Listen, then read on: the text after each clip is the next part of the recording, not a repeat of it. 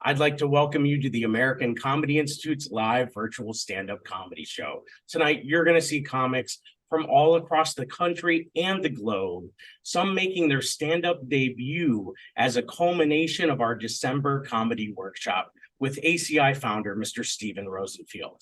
We're very excited to show off their hard work. We hold workshops every month, and we actually do in-person workshops and live shows at Gotham. But tonight, you're getting the virtual edition. So please follow ACI Comedy on all the social media platforms. And while you're here on YouTube, go ahead and hit like and subscribe. If this is your first time with us, then welcome. Steven Rosenfield started the American Comedy Institute 35 years ago, back in 1989. Steve is an award-winning writer, director, and author of the best-selling book, Mastering Stand-Up. Alumni of the American Comedy Institute have gone on to perform on The Tonight Show, The Late Show, Conan, SNL, and clubs all over the country and all over the world. So you may just be getting a glimpse tonight of our next ACI star. I'm your host tonight, Jay Yoder. We're going to have some fun. Let us know in the chat where you're from. Don't be shy. We love to hear where everybody's from. So a little bit about me. I'm a parent. I'm sure we got some parents out there too. Except I have to admit, I was a little bit nervous about being a dad. My dad wasn't around growing up. So like any good latchkey kid, I watched TV to see my role models. I mean, we're talking Married with Children, The Cosby Show. So even my fictional dad was a disappointment. And I don't know about you guys, but when I had my first kid, I was absolutely nervous. I mean, I didn't even know simple facts. Like, I didn't know it was actually 10 months, not 9 months to bring a child to term. I woke up one night in the middle of the night, cold sweat, because I didn't know how old the baby would be when it's born. You can't be 0, can you? So now I'm doing a deep dive on the internet in the middle of the night, and I found a compelling article out of Korea where they actually start the age of the child at conception. So I was like, well, we'll just start our child's date by the expired condoms in my wallet.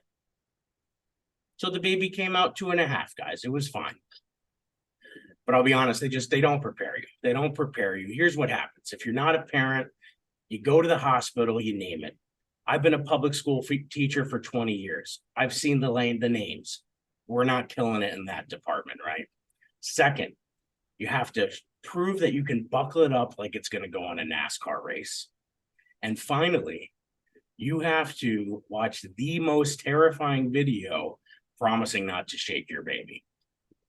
Yeah, this video is terrifying. I haven't touched a snow globe in 10 years. And at one point, I'm looking at her and I'm like, listen, ma'am, I get it. I'm not going to shake my baby like a Polaroid picture because it won't develop. I will tell you, though, that when you take your kids out into the world, there are just moments you don't expect. I took my kids to the Big Apple, New York City, and I'm sure you guys know what that smells like up there. It smells like my old roommate who used to use the apple as a bong, right? Marijuana is recreationally legal in New York. I mean, in Pennsylvania, we still have to pretend to have anxiety. So we go to this hotel, and off the elevator roll Cheech and Chong's grandsons. I mean, they're wearing NYU hoodies. There's this waft following them, and my 6-year-old starts sniffing. Daddy, what's that smell? Not a single chapter in what to expect when you're expecting on that moment. I panicked. I was like, sweetheart, that's what college smells like. And then we got the heck off the elevator. We found the pool because it's about distraction. And if you're a parent right now, then you know about that elf on a shelf, right? What happened? We can't keep our kids in check between Thanksgiving and Christmas, right? Spanking's off the table. We need a SWAT team of elves. I'm a grown man. I shouldn't wake up in the middle of the night in a cold sweat, wondering if I moved a toy. All right, well, maybe unless it's mommy and daddy's special toys. Now, those toys, we hide at all costs because Santa will be bringing therapy. I will say, though, I get the wonderment of get the wonderment of Santa. I don't want to be a naysayer about the whole thing. I remember I used to hear footsteps on the roof and I'd be like, it's the big guy. Nope, just my drunk uncle trying to get free Cinemax. He's like, Ralph, hold it right there. I think I see a titty. These kids have an elf on a shelf. I had a goof on a roof, guys. Yeah. I think the hardest thing about raising a kid is the slang that they're coming off the bus with now that I've had to teach myself. Have you guys been hearing some of this? Cap and no cap? I don't know if you know this, but if you're capping, it means you're lying. Do you know why they use the word cap? Don't worry, they have no idea either. I explained something beautifully in class to a kid the other day, 5 different ways. Kid raises his hand. He's like, Mr. Yoder, say less. This kid told me to shut up. I went to Catholic school. Do you imagine if I said to Sister Doreen, say less? I would have saw less. The other day, gave a kid the right answer, looks me dead eye and says, Mr. Yoder, bet. Have you heard this one? Yeah, I pulled my wallet out. I'm like, you want the over-under on summer school?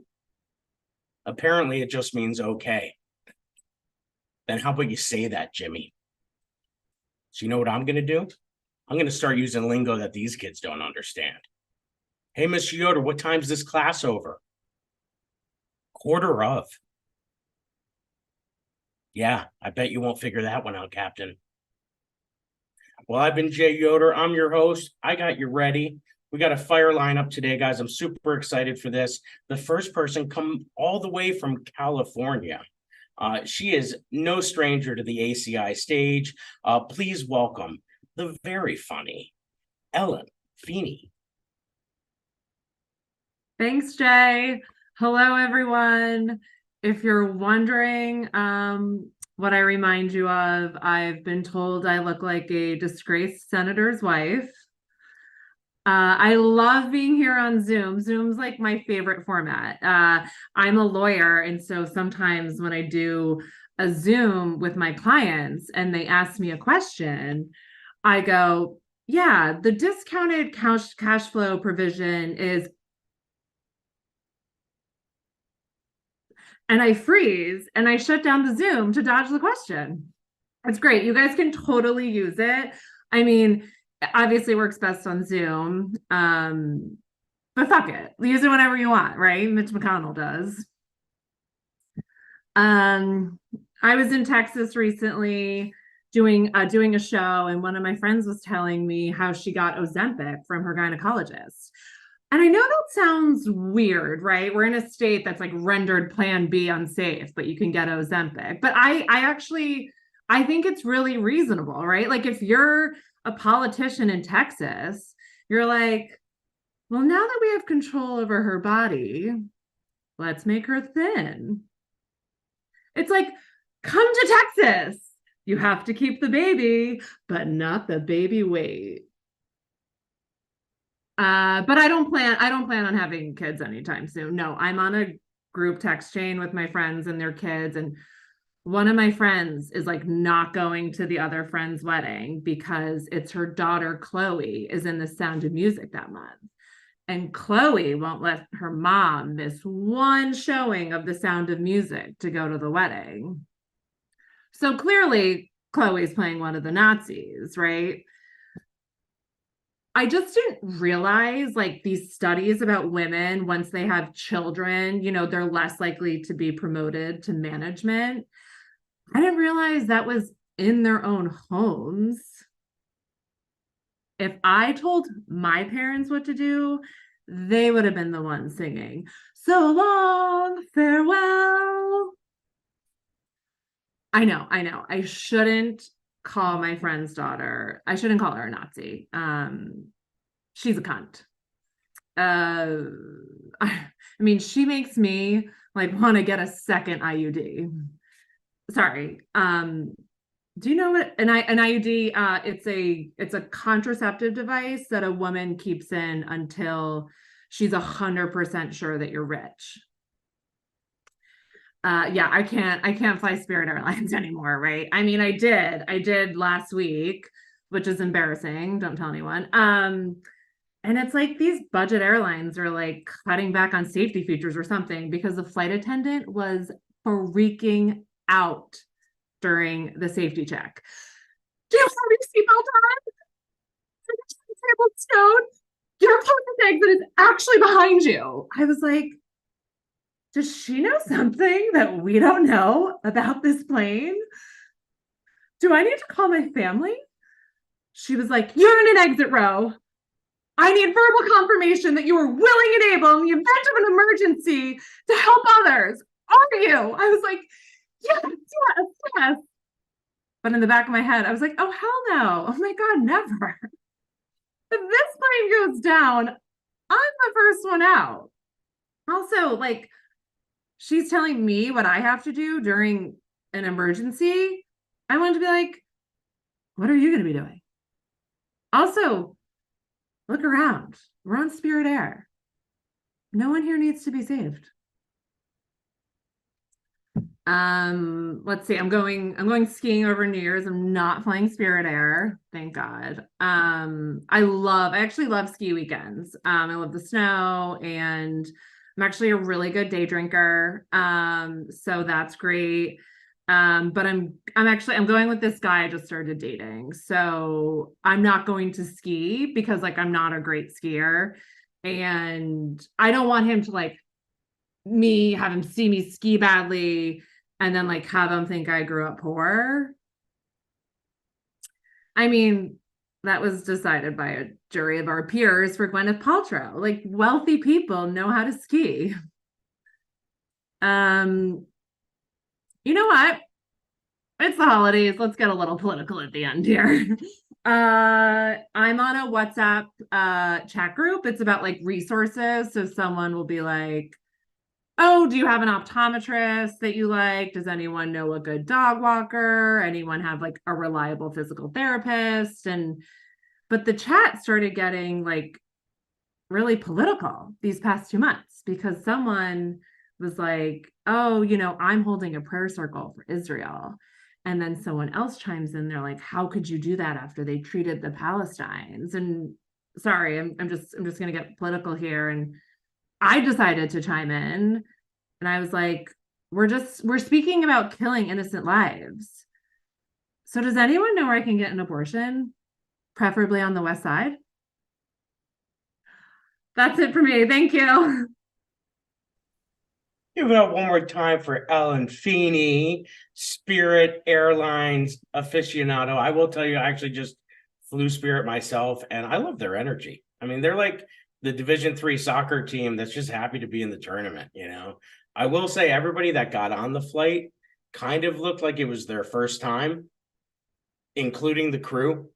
Yeah, the pilot sat in 14B. And when I asked the stewardess, she's like, sir, it says Spirit, not competence. Well, enough about Spirit. This next one, she's a doctor. We're excited because she's graced our stage at Gotham. I'm excited for her tonight on the live performance coming to us from New York. Please welcome Dr. D. Thank you, Jay. Hey, everyone. I am your diversity hire tonight. I am called Dr. D because I do have a doctoral degree. Thank you for your silence. It's okay. It's not the kind of doctor who can save lives and make real money. All I have is a PhD. You guys know what PhD stands for, right? It means poor, hungry doctors. There is no money in science. That's why I'm here on the Zoom call, 8 o'clock on a Monday, just so that I can break into show business. My PhD was in biochemistry.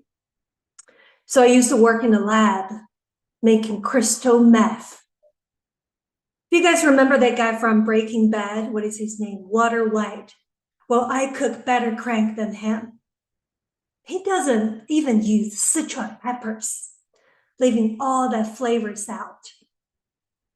I mean, we do different lines of work, and my work was to discover those good stuff.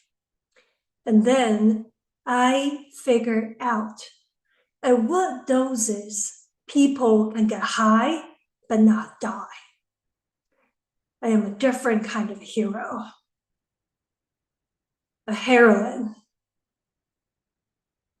So I am not from here.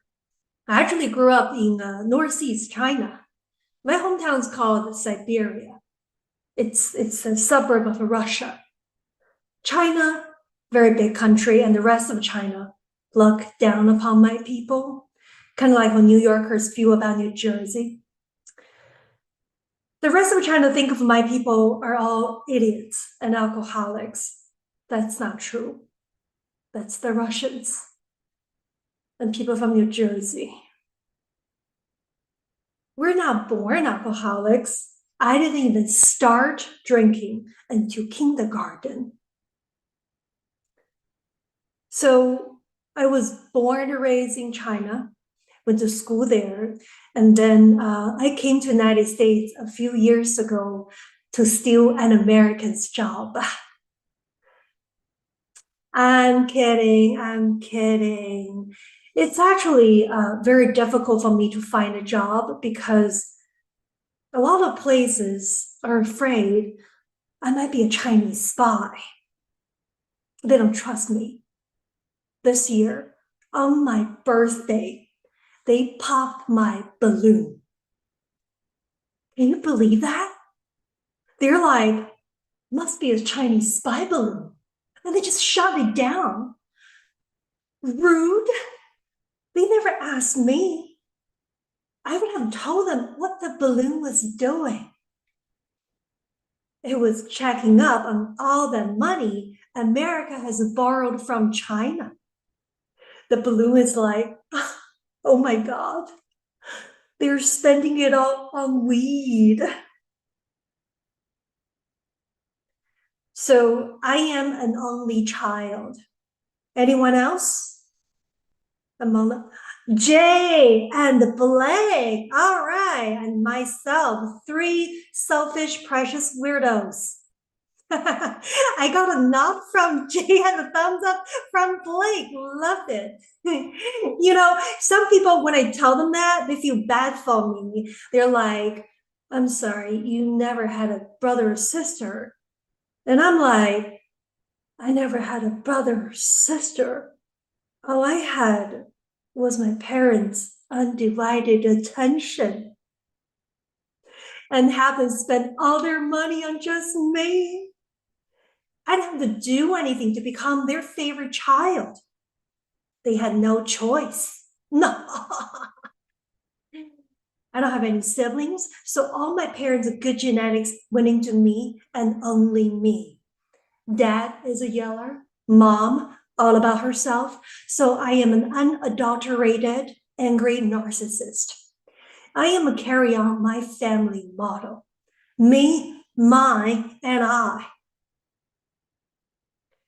I eat very, very healthy. I eat bacon every day. Bacon is good for you. Do you guys know this? It's great for mental health. If I am depressed, about to kill myself, and someone offers me bacon, I am going to wait. I'm gonna eat that bacon. Listen, I might be suicidal, but I'm not crazy. What I'm saying is bacon saves lives. But honestly, even if I were trying to kill myself, I probably would have failed at it because I'm just a woman. Oh yeah, statistics.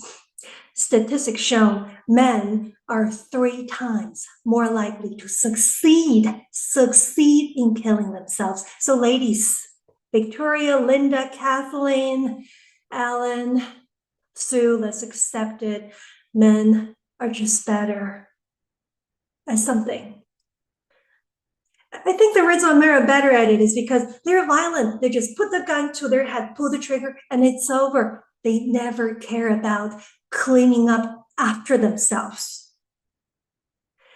With exception of Jay Yoder, let's maybe give the room time back to the room.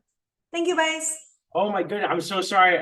I was just making bacon and my wife was yelling at me because I forgot to clean up the microwave. It was a mess, but amazing set, Dr. D. I don't have a doctorate. I have a bunch of extra master's degrees. And I was sitting in a Zoom call the other day and I was like, they wouldn't break for lunch and they're talking about citations, APA, MLA, Chicago, deep dish, KFC. I mean, I was hungry is what I was. And I like to eat bacon all the time. So I'm glad to hear that the doc approves.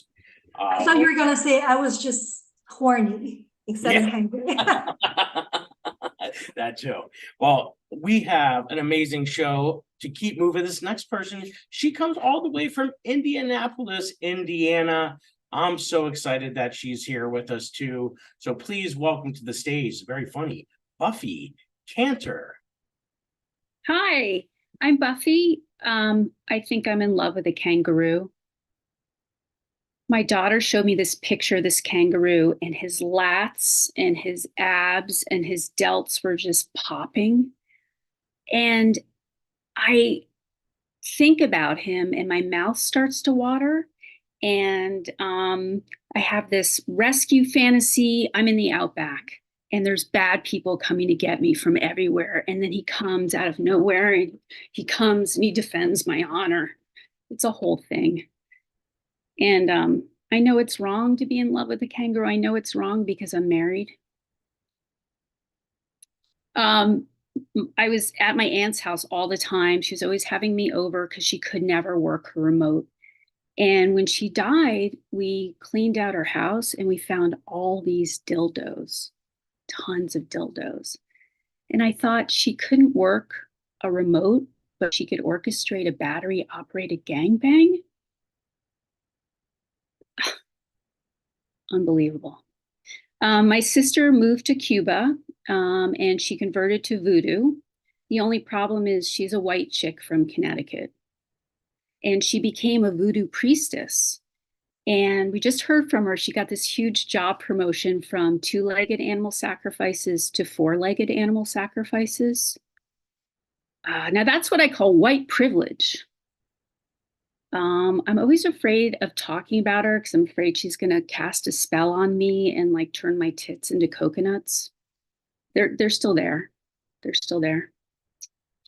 When I was a teenager, I had really low self-esteem.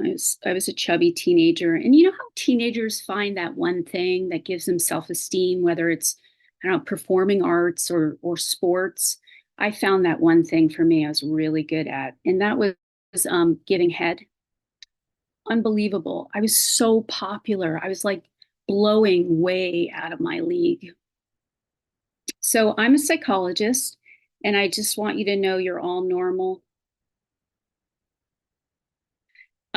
As a psychologist, I work in maximum security men's prisons in the Midwest, and working there is like being in another country. It's a whole different culture. You know, they even have their own form of currency. It's called Dick coin. And I don't want to judge anyone. I don't want to know anyone's charge when I'm doing therapy with them because I don't want to have bias. So I don't want to be working with someone and be thinking the whole time, granny raper, granny raper, granny raper. Like, I don't want it to cloud my judgment. And I get kind of burnt out in the prison. Like last month was neo-Nazi November. All the neo-Nazis came in for therapy. They were so depressed. They realized the rest of the world hates Jews more than they do. It was time to rebrand. And when you work in a prison, they tell you the number one thing you do is never, ever fall in love with a prisoner. That's the way to stay safe. Easier said than done, right? These guys work out all the time and they have these onesies, these jumpsuits that are tan and their muscles are popping. And sometimes when I see them walking single file down to the chow line, they look like male models. They look like the opening runway show to like the Gucci fall collection, like the safari collection. If I see a kangaroo in a jumpsuit, forget it. It's all over. It's all over. So there are gangs, a lot of gangs in the prison, and I can't keep up with all the gangs, but this guy came in for anxiety. He wanted therapy. And I could tell he was in a gang because he had one of those gang tier things, but kind of wrapped all the way down around his face. And also he had "fuck you" tattooed on his eyebrows. And I could tell he was stressed out. I didn't want to pry. I said, are you affiliated? And he said, yeah. Latin Kings. I don't mean to ask, are you with the Latin King gang? And he goes, no. Gangster Disciples? He goes, no. I go, well, which one are you in, if you don't mind me asking? And he said, Latin folk. And I went, I'm sorry, folk? Latin folk? Like acoustic guitar folk? Like churning butter folk? Like quilts? Folk? Who thought of folk? Thought of folk. And this other guy came in I think it was last week, and he was depressed. And he was really mad at me, and he said, don't you know who I am? And I said, no, I don't know who you are. He goes, I'm a serial killer. I said, oh, okay, you're a serial killer. So he processed his depression. He was mad. He was upset and depressed because he couldn't kill anymore. Wah, wah, wah, wah, wah. And I said, well, wait a minute, serial killer, right? And he said, yeah. And I said, well, don't you do that like signature something that you do, like that signature kill thing? And he said, yeah. And I said, well, what's yours? And he said, I like to kill prostitutes. And I said, well, I mean, doesn't every serial killer like to kill prostitutes? I mean, no offense, but like, doesn't sound too original to me. He said, no, I'm a special serial killer. I'm special serial killer. I said, okay, you're a special serial killer. And he said, don't worry, I won't kill you. And I said, well, why not? He goes, because you're not a prostitute. And I said, is it that obvious? Anyway, I'm Buffy Cantor. You guys are great. Thanks. Good night. Oh my goodness, give it up for Buffy. I am deathly afraid of going to prison. I mean, I watch all the prison documentaries, but I just feel like look at me. I look like the guy from King of Queens. I mean, if I was in prison, I'd be the queen of the Latin Kings. Okay. It's just not a good look for me. I couldn't do it. Give it up one more time for Buffy Cantor. I'm very excited for our next act. She's an ACI favorite. She was just with us at Gotham and at Broadway the month before that. And now you're going to get to experience her virtually. Please welcome to the stage the very funny Linda Kurlo. Guys, I've got to admit, I'm going to miss the actor strike. It made my showbiz unemployment seem like a choice. I'm telling you, the time I spent marching and chanting a few weeks back was the most work I'd done with SAG-AFTRA in years. And some of my best work, too. I'm telling you, there wasn't a dry eye on the picket line when I showed them my earnings statement.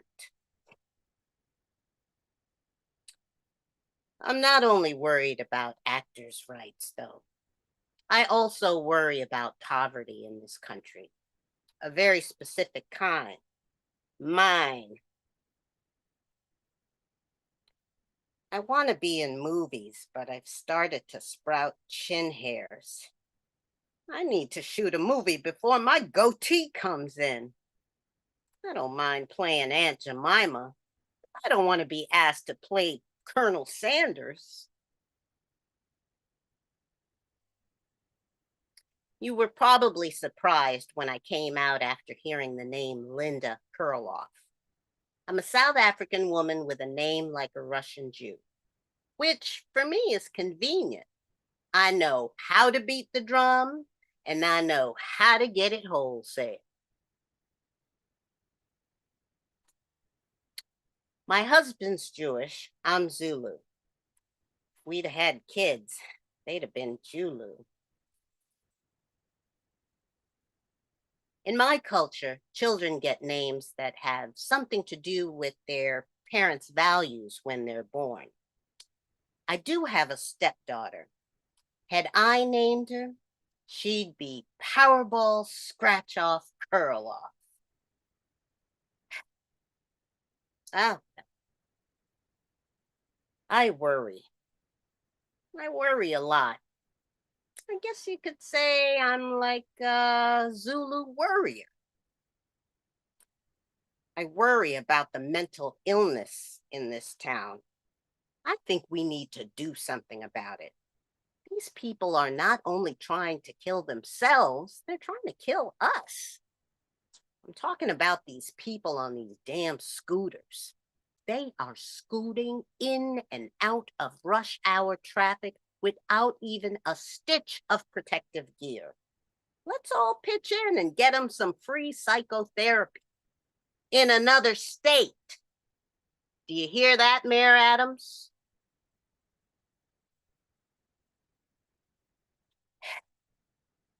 I don't see how it is that some people keep their jobs. I had a manager once who was so consistently late. Even his 5 o'clock shadow came in at 5:30, but he kept a job, and that's me. I got my own employment issues. Whenever I'm asked in a job interview what's my favorite thing about my last job, I can't tell them what I'm really thinking. It's the same as all my other jobs, the exit interview. That's when they're finally listening to you. That's when they're a captive audience. Linda, why are you leaving? I'm sorry.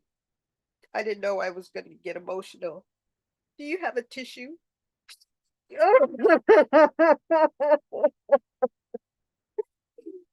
Oh my gosh, is that the time? I've got a 3 o'clock teeth whitening that cannot be rescheduled.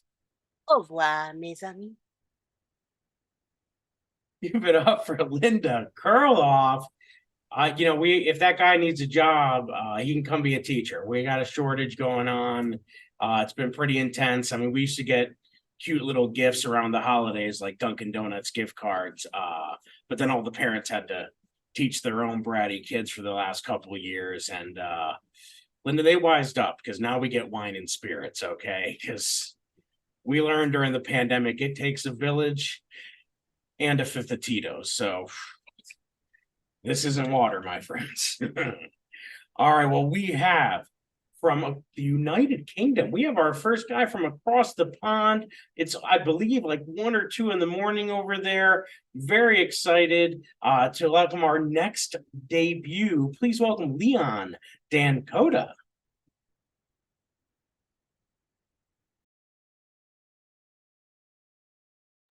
There you go. I'm unmuted. So anyway, I've traveled around a lot of different locations. I've traveled to towns, cities, countrysides. I was in the Yorkshire countryside recently, and I've noticed each one has a very distinct characteristic. Like the cities, for example, they'll smell very smoggy. And the towns, they smell kind of musty. But the countryside, like the Yorkshire countryside where I was, that's got a really strong natural smell of manure. It's one of those kind of places that to say shitty would be an understatement. I mean, let's just say that I think that that smell is nature's way of saying, welcome to Yorkshire, now fuck off.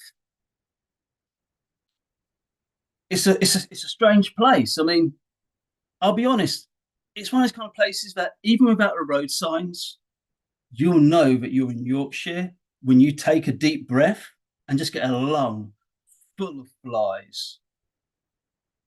I mean, one of the things I often say to people is that you can take the Yorkshire countries, you can take the shoes out of the Yorkshire countryside, but you really can't get the Yorkshire countryside out of your shoes. But to be absolutely honest, if you want fresh air in Yorkshire, all you have to do is jump in your car, close the door, wind up a window, turn your air conditioning on full. Sorted. I mean, I haven't got a problem with people from Yorkshire, but people who go back, whoa, that's where those problems start. But me, myself, I'm more of a city guy at heart. And that's why I've got a connection to London. For example, do you know how you can tell that someone lived in London? They'll tell you. Like, I used to live in London. I used to live in it begins with P. I used to live in poverty. But being broke felt like crap. It wasn't really like Yorkshire, which just smelt of it. But growing up, I grew up in a big family. I had a big family, which is enough, just another way of saying we were broke. But I always had clothes because I used to get my older siblings hand-me-downs. But I just didn't like their hand-me-downs. I mean, they were fashionable, but my older siblings were classy, they were classic. My older siblings were my sisters. And I just didn't ever look good in a crop top. But in life, I found there's a couple of certainties, such as death, and in towns and cities, people will clutch their bags when they see me. It's like they'll see me from far away, and as soon as they spot me, they'll freeze. And you can see them thinking, don't you fucking move. Don't move. Because you know his type from looking at him. These black people, you know that they're attracted to movement. And then the hand will shoot up to their bag, like the life vest on the Titanic. And I've never understood this, because if I'm so scary that they have to grab their bags, why do they never grab their kids? I can only assume they look and think, this black guy, he wants to steal my bag because he hasn't got the ambition to kidnap. I mean, what I want is for one day, I have a dream that one day a parent will grab their child's hand and just say, you see that black fella? You see that black fella? He is not out to steal my bag. He is a well-educated, well-versed, well-to-do kidnapper. But I mean, speaking of kidnapping, I've been looking at my ex-girlfriend, not for kidnapping purposes. That'd be weird. And a weird thing to admit on Zoom.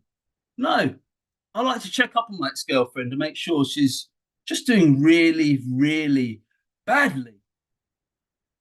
I mean, I'd like to say that's just me, but I just don't think so. But when I had my ex-girlfriend has to look a particular way. And I wanted a girl to look like a Barbie. And she looked exactly like Barbie. She had that big blonde hair. She had those really big high heels. She was about this high. She wasn't really this high. She wasn't this tall, no. She came up to about, I don't know, roughly about here. But I'd say compared to the rest of my ex-girlfriends, she was really, really short-tempered. But the reason we split up was because of her addiction to TV shows. And she loved watching them. Whenever I sat down to watch a film, the one-woman show would begin. She'd talk all the way through the movie. She'd ask questions. She'd get up. She'd go in the kitchen. She'd get a drink. She'd sit back down. She'd get up. She'd go get food. She'd sit back down. So one time she even stripped down to her underwear and gave a lap dance.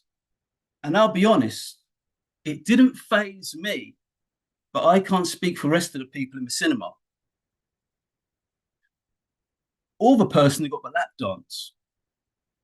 Now, I can see it's time for me to go. So before I go, I'm going to give some advice about my dad. My dad made 2 million, and he made 2 million in 2 years. And I said to my dad, Dad, how did you make 2 million in 2 years? And he said to me, well, Leon, if you want to make 1 million in 1 year, what you need to do is take $32 and invest that in. Oh, you know what? It really is time for me to go. I'm going to take off now, okay? You guys have a good night. Keep it going for Leon Dankota. Oh, my goodness. Guys, if you're sitting there and you're thinking to yourself, that you could do stand-up comedy, you can, and we would love to help you try your hand at comedy. We'd love to have you for our January workshop. It's going to be led by ACI's own Steve Rosenfield. And whether you're a first timer or a seasoned vet, this workshop is for you. It will be held in person in New York City, but we do have a 5-day option for any out-of-towners. Please go to our website at AmericanComedyInstitute.com. Follow us for more information at ACI Comedy. We would love to have you join the ACI family. And now, without further ado, I'd like to bring up our next act by way of Wisconsin. Please welcome Blake Spencer. Hi, guys. Thank you. I'm a therapist, and I'm in a very specific branch of therapy. It's called bartending. I got into therapy by recommendation of my college. After my second semester, they're like, get out. I don't know why some people come to me for advice. I'm unlicensed and I'm unhinged. One of my patients, he came into the bar one night. I can't say his name because of HIPAA laws. Anyway, Patrick came in and his eyes were all puffy. And I'm like, Patrick, did you just watch The Notebook or something? And he's like, no, my wife just passed away. And I thought, oh man, I gotta hit this guy with some wisdom, help encourage him a little bit. So I said, well, she's kind of a dumb bitch anyway. You're better off without her. Seriously, forget about her. And he was like, you know what? I feel great. Can I buy a shot, bro? Another one of my patients, he came into the bar and he was like, Blake, I'm thinking about killing myself. And in my head, I'm like, oh man, I wasn't expecting that. I better tread lightly here and give him some encouraging words. So I said, well, you got to do whatever makes you happy, man. His funeral's on Sunday. I really thought he was going to pull through after that conversation. Sometimes in the bar, when a customer's giving, a waitress a hard time or something, I got to step in. One of the servers, she came up to me. She's like, Blake, there's a drunk guy. I asked him to leave. He won't leave. I said, I got it. So I walk up to him and I was like, sir, I need to have a word with you. And he gets up and he's like 6'7". And he was like, what? And I said, well, I just wanted to let you know, I just quit. I lived at home with my parents for a long time. It really gave my mom a lot of grief. She'd be like, when are you going to go get enough money to move out on your own? Well, I did. I got my own place. Lowe's had a really good sale on yard sheds. I was giving my old man a ride and he just made a big deal about my GPS. He's always got to say like, back when I was growing up, we didn't have all this technology. It was so hard. Like he grew up a caveman or something. I'm like, Dad, I'm no anthropologist, but I'm pretty sure we had houses by 1983. Growing up, I always thought my parents were like really concerned about my younger brother's safety. They'd say things like, oh, don't run with the scissors, honey. And like with me, they're like, hey, Blake, go run this knife to your dad. I said, run. Man, it's bad enough to lose your hair. I lost mine twice. The first time it was very gradual, and the second time, the wind just got it. The wind just took off my toupee. I don't like that word toupee though. I prefer to call it a hair system. And this was a really nice hair system, except when it was wet, it kind of like make this noise, kind of like, and like people would like look around and be like, is there a duck on your head or something? Thank you guys. You've been great. Have a good night. Give it up for Blake Spencer. I'm going to be in the market. I have a system. I look great in the front. But Blake, I'm telling you, in the back, there's no party back there. Everybody's gone. We have four amazing comedians left. Our next comedian comes to us from California. Please welcome the very funny Victoria Haynes. What's up, y'all? Now, I don't know about y'all, but when I have certain needs, I go to my family. I go to them when I really need to get my self-esteem shattered. When I need that, I know I can count on my dad. I was wearing this new short wig, and he says, "Girl, you know who you look like in that thing?" And I'm like, "Halle Berry?" And he's like, "No, Grandma Doris. 50 Shades of Grey is over here calling me old." And then there's my 6-year-old niece. Her name is Dream because she crushes them. I was in a crop top and some jeans thinking I looked so cute. Here comes Dream. "Auntie Victoria, when you stand up straight, you look like a weenie dog." I told her, "You ain't no Megan Thee Stallion yourself." But y'all, I had a moment when I realized I was not young anymore. I was at a nightclub and the guy at the door was checking everyone's ID. I mean, everybody. He's apologizing. He's like, "I'm sorry. Legally, we have to see everybody's ID." And then he looks at me and he says, "You're good." I'm good. How dare you? Now I'm doing all the anti-aging stuff. I'm doing face yoga. I don't even know if it's working, but my cheekbones are more enlightened. I've been buying all the anti-aging creams. I don't want to look younger. I want to look like a sonogram.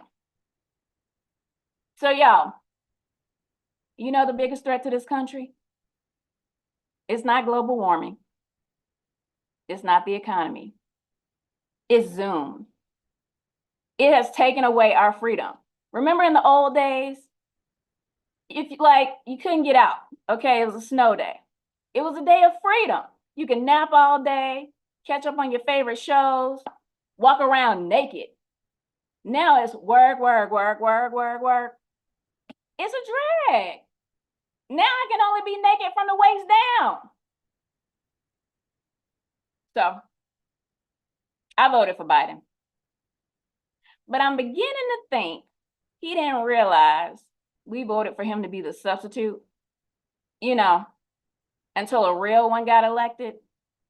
A lot of people have been complaining Biden's not getting enough done. I got a big idea for him, and he will be perfect to get this done. We had the Teacher Corps. We had the Peace Corps. Under President Biden, we should have the Coma Corps.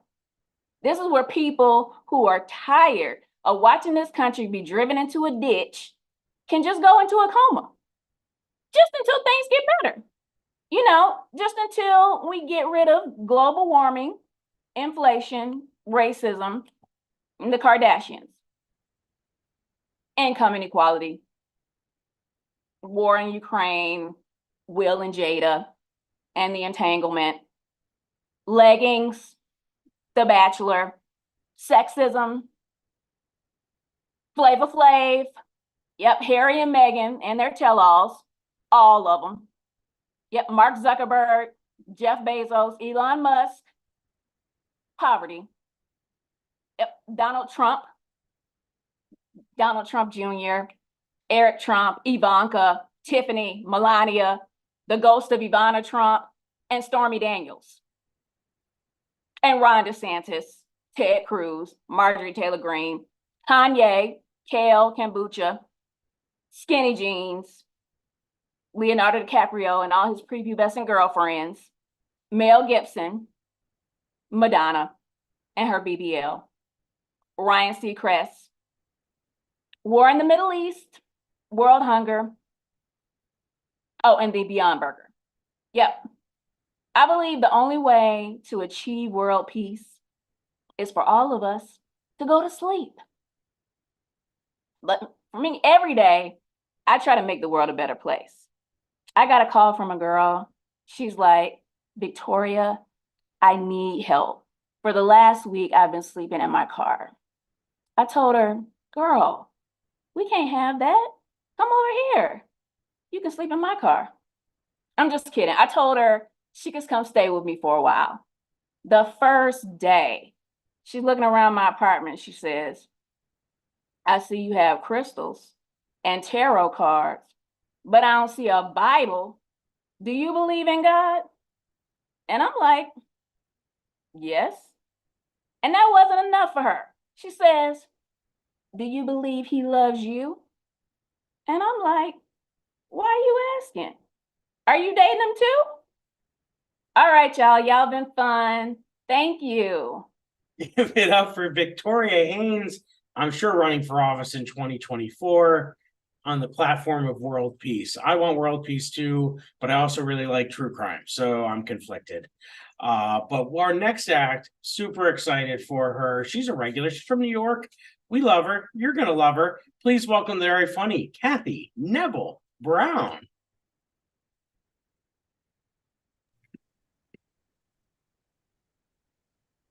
Thanks, Jay. So when I wake up in the morning and I'm exhausted, I have no filter. This morning I went to Dunkin' Donuts and the handsome young guy behind the counter asked me what I'd like. So I told him, what I'd like is for you to slap me on the ass and call me your bitch. He said, that's what you want? I said, yes, that and a chai latte. So then I handed him a discount coupon and he said, oh, you don't need that. You qualify for the senior discount. Well, I have a dog named Angus, and he will eat anything. I mean, if Angus could talk, I think he would say something like, oh my God, this is so yummy. Where did you get these condoms? This peppermint one is good, but could you get more of the mangoes? I have 2 boys, and they're all grown up now. Well, they used to say, Mom, we're out of chicken nuggets. And I still remember the last time I heard that. Monday. Well, we sat down for dinner and the other night, and I noticed that my oldest son had no shirt on. So I asked him to put on a t-shirt. Well, he just ignored me and kept eating. So I took off my shirt. When I reached for my bra strap, that's when he ran upstairs and came back down wearing a suit. My oldest is 30 now, and we are bonding more now than ever before. I was driving him to work yesterday, and this gorgeous woman jogged across the street. He said, sweet ass. And I was like, sweet tight ass. I mean, we're like this now. So I saw this woman on a billboard saying, thanks to Memorial Sloan Kettering, I recovered from throat cancer and now I'm really living my life. I just gave birth and I'm 57. And I thought, how great that they cured her throat cancer. And what a shame that they couldn't do anything about her insanity. Well, about 25 years ago, I started crocheting and I found that I really loved making baby blankets. Well, back then people used to say, oh, is there news? An addition to your beautiful family? Today, people still really like the blankets. But now I hear, wow, look at you go. I bet that really helps with your arthritis. So I'm back to online dating again, and you would not believe some of the photos these guys post. I mean, one guy posted, love long walks in the woods at night. But in the photo, he had an axe. I will admit, there was this one photo that really turned me on. It was a naked guy in a marble bathtub. Gorgeous. I mean, I could not stop looking at it. I mean, I would kill for that pink Italian marble. So I've noticed that the way guys talk about women has changed. In the past, a guy would say, my girlfriend, God, she's so moody. She's such a bitch. But today they say, she's really struggling with her bipolar disorder. And she is such a bitch. I've also noticed that compliments have changed now that I'm getting older. I was dating this attorney and gosh, we were really hitting it off. And all of a sudden, he just stopped in the middle of our conversation, looked deeply into my eyes, and said, "My God, you have such a beautiful vocabulary." And I was thinking, oh, shit. Well, I always liked younger men. I remember the last time I dated a 30-year-old. We really had nowhere to go because I had kids and he had roommates. So one night we were making out in a car in a park after dark, and a cop came by and gave us a ticket. Turns out it's a misdemeanor. Well, I ended up in court, and the judge is reading the summons, and then he looks at me and he starts laughing. And he says, "It says here that you were in a car in a park after dark with a 30-year-old?" I don't believe that, and no one else ever would. Case dismissed. Thanks so much. You guys have been great. Oh my goodness, give it up for America's favorite mother. Oh my goodness. I love Kathy. Great job. Thank you so much. 2 amazing acts left. I'm excited for the next. She comes by way of Nashville, Tennessee. Please welcome the very funny Sue Dillon. Hi, honey. My name is Sue, and I have a nicotine addiction. I'm glad to be here. My husband, Spanky's always griping about how we don't have enough food. He says, "Woman, there's nothing to eat." And I tell him, "Honey, we wouldn't have all these roaches if that were true." And he tells me I don't exercise enough. And that's ridiculous. Every morning, I put on some music and lift these weights.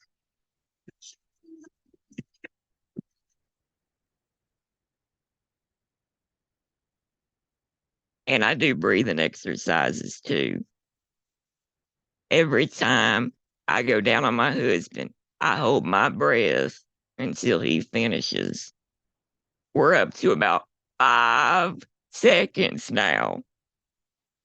I know. I love my saggy boob. My husband likes to suckle on my titties. And they're so low that when he's down there, I'm like, "Why don't you, while you're in the neighborhood, why don't you say hello to the bush?" And he loves it. I never knew you could get chapped lips down there. My farts smell like eggs. I don't have a punchline for that. I just wanted to tell y'all. So, I've got a very beautiful story about my and my husband Spanky's first date. And it has a moral ending for you single gals out there.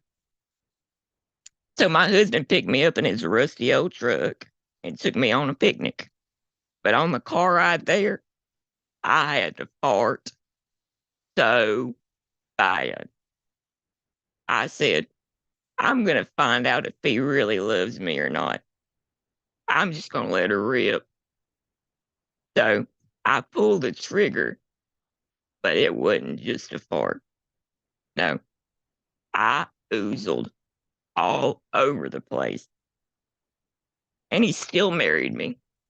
Ain't that beautiful? Yeah. So the moral of the story is, if you go on a first date and you really like the guy, try not to shart yourself. And I said, "Why would you take me on a second date after I did something like that, Spanky?" And he said, "I always loved the smell of eggs." Thank you, honey. It was a pleasure.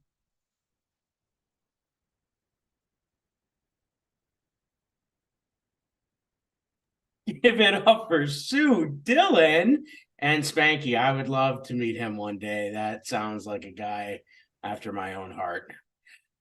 We have one more amazing act left. I'm very excited to welcome to the stage our next act. Please welcome from Idaho, Matt Cottle. Hello there, Matty Cottle here. How y'all doing? I don't really care. I'm 34, a late bloomer, still a virgin. Devastating, right, ladies? What else could I say about myself? I was born and raised in the beautiful state of Colorado. If you come to Colorado, look me up. I'll take you to my beautiful favorite places like Fat Tire Brewery, Ordell Brewery, Berry Brewery, Left Hand Brewery, Every Brewery Company, Coors, Hog Heaven Brewery, and so much more. Don't get me wrong, folks. I'm a religious man. I strive to lead a religious life. People at my church told me that I was ill-advised to drink, smoke, cuss. I said, well, shit. Moved here in Idaho a year and a half ago from Arizona. Moved here to be closer to my 2 nieces and my nephew. Grace just turned 9, Isla's 5, and Jack is 2. They're so adorable. They'll make you go crazy. I mean, I'm serious. After spending Thanksgiving with them, I thought I needed to be put into the insane asylum. Maybe I should skip Christmas. The holidays are finally upon us, folks. A magical time of spending money that you magically don't have. Buying useless presents and giving it to relatives you don't like at all. And becoming dust collectors. The spirit of giving. Am I right, folks? Word of advice. Best gift you could give your friends and family is your time. Your time, sure, time is money, as they say, but what they should say that money doesn't buy your time back. I did my first open mic a year ago. It got me real fired up, but I sucked. But I never gave up, all because what Winston Churchill said, success contains of going from failure to failure with a loss of enthusiasm. Yes. Some people say I don't treat them with respect. I know it's so hard to treat people with decency. The way I figured, why bother being polite while we could all be jerk-offs? Am I right? It's so easy. So what I like about being religious is they all have philosophies on when shit happens to you. Well, take me, for example. I'm an Anglican Christian. When shit happens to you, it's always on TV. Hi, Mom. If you were raised Mormon, Presbyterian, Catholic, Lutheran, Greek Orthodox, or Russian, or Methodist, when shit happens to you, you didn't work hard enough. If you were raised Christian Science or Jehovah's Witness, when shit happens to you, well, pray for your shit. You're screwed. If you're atheist or agnostic, you just have no shit. Muslims say when shit happens to you, it's the will of Allah. The Jews, yeah. Well, I guess it's fair to say, why does shit always happen to them? You all have been awesome. I'm Matty Cottle. I'll see you around. Oh, give it up for Matt Cottle, all the way from Idaho. Guys, you made it. That was our fantastic show to culminate our December online workshop. Like I said, every month we have a workshop. Our next online one will be in April, but we're back at an in-person workshop at the end of January. Please check out the AmericanComedyInstitute.com, ACI Comedy on all the socials. We have workshops coming up. We have specialty workshops coming up. We also do private coaching sessions. So please check us out and give it up one more time for all our amazing ACI stars for the month of December. I've been Jay Yoder. You've been you. Have a great night, guys, and happy holidays. Merry Christmas.